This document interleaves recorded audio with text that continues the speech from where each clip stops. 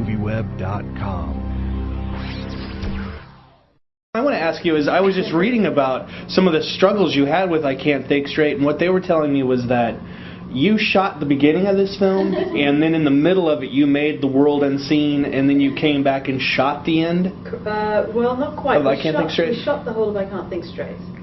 And shortly after we wrapped the movie, it collapsed financially. The financier that we had was not a good guy.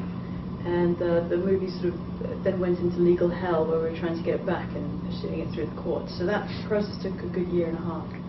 And in that time, we set up The World Unseen, got the financing, shot that movie, and while we were in post-production on World Unseen, we got back I Can't Think Straight. So we ended up finishing both movies together, which is why we look extremely brilliant.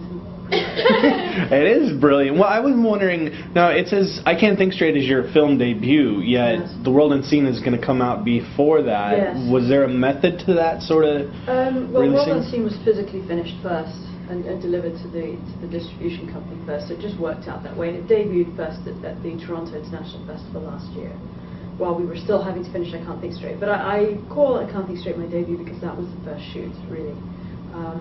And I think there's a little progression in just, you know, I hope, as a director, because as brilliant as I Can't Think Straight is, I think there's a little progression forwards in The World Unseen. Well, I'm thinking court case is hard enough, and then building an independent film is like one of the most difficult things when you're just getting your feet into it. Yeah. How did you manage to go through a court case while making another film? I mean, that sounds incredibly difficult. It was tough. Look, it was really tough to lose it the first time around. I mean, you know, I can joke about it now because we got it back, but you know, it felt like sort of Robert Kiyosaki, I think I slept like a baby. I just woke up crying every 2 hours. It was horrible. It was really awful.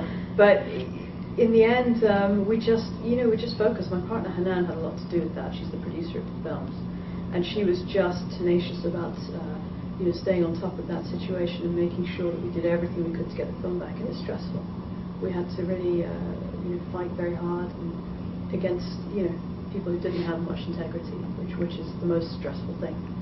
Now I want to know how you two met and how you would describe your chemistry on set, because I mean, you had to have something pretty special to go right into another film with the same actor. Yeah.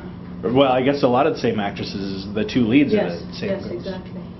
Well, I Can't Think Straight, Hanan and Shamim had sent me the script for, and when I read it, was immediately struck by how beautiful I thought the love story was, and so I, responded, and we talked on the phone a couple times, and flew out to London and met them and started shooting 2 weeks later. I mean, it was that quick, because I think the writing was all there, and then it was a matter of us gelling.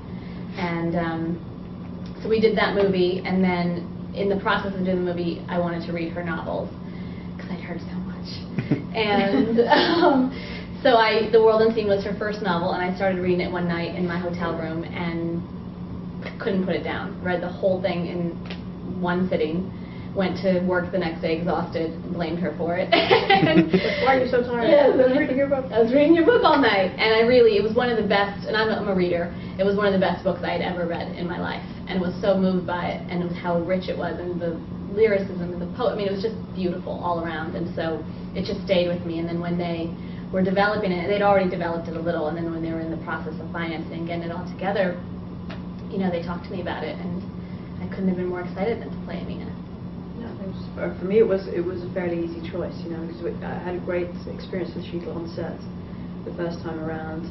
I think we developed a way of working together, and and I knew she could do it. I mean, I had seen obviously when I'd been casting for I Can't Think Straight, and it was quite quick because I was trying to cast from London, it's low budget, not to sort of fly internationally, people around. But I couldn't find the person that was really gelling for me. And when Sheetal came over, it was just immediate. I had a good sense about it even on the phone. And I saw a couple of her movies and they're vastly different, so I had no doubts in my mind that she could also pull off Amina, which is a completely different role from Layla, who's much more introverted. So and it was a pleasure. Again, we walked on set and we knew exactly how to work together, and that's a big head start in an independent movie when you don't have time to necessarily spend a few days trying to get things to work the way you want to work them. Day one, you've got to get those scenes down. You kind of have to go to battle together, That's what you do, and you come out blood, sweat, and tears, knowing that you have each other's backs. And if you know that and you really trust that, I think you can make it happen. Yeah. And was Sheetal, how do you say your name? Sheetal. Yeah. Was she like the embodiment of what you had imagined when you were originally writing these novels? She pictured me completely. Really? I mean, it's just sometimes you picture. Well, no, but you can have a picture in your mind and then see the person and be like, wow. I've never seen her, but she came to me. No, she wasn't at all, and I can say that, of Lisa as well, because I think probably unusually for a novelist, I don't have a very strong physical conception usually. I mean, with Amina, it's definitely curly hair and a certain feel. But I'm not wedded to physical embodiment. So when it comes to then being the screenwriter and the director, I think it's great because it frees me up a little bit to really look at different actors and what they can bring to it and add to what I've written. Because I don't see it as purely an interpretation of what's there, but maybe an evolution into something even better. So she definitely became the embodiment of Amina for me, but only because I didn't have a clear vision when I was writing it, in the sense of physicality. Well, no, I was going to say, well, I Can't Think Straight as a comedy, but was it important to have some of those comedic elements in The World Unseen? Yeah. Especially at the time you're going through something very difficult. Definitely, because it's, The World Unseen deals with quite dramatic times, in very hard times of apartheid, and a lot of discrimination. There's a lot of there's some violence and stress in the movie. So it was very important to have those light moments. And I think, I think it keeps the audience going. I think there were, a nice vibe between Amina and Jacob, who run the cafe, and they all brought some humour to what was going on there, and the dancing in the cafe. We wanted to just kind of keep a little balance because you need a bit of relief in a movie.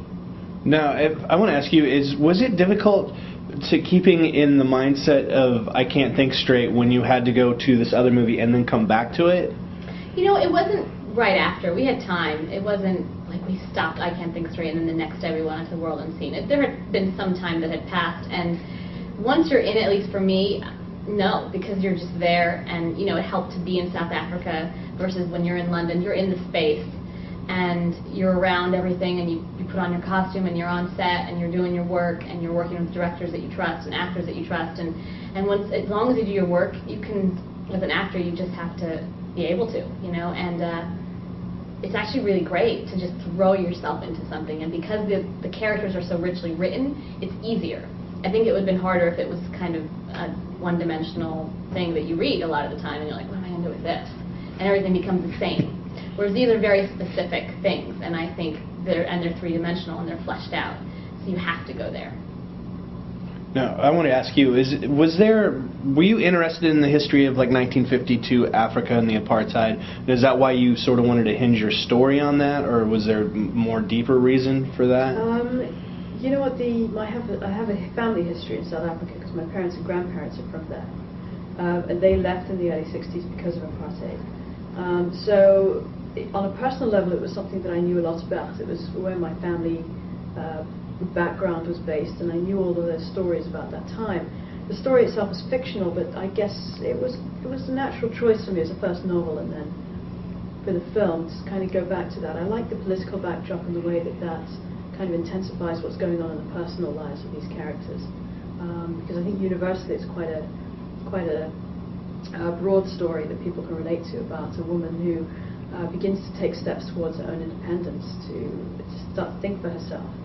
And I think what Amina does for Miriam is open a door, figuratively speaking, and let in some light, and Miriam then has the courage to walk through that. And I think that's something that's relevant to all of us today, even though at that time and place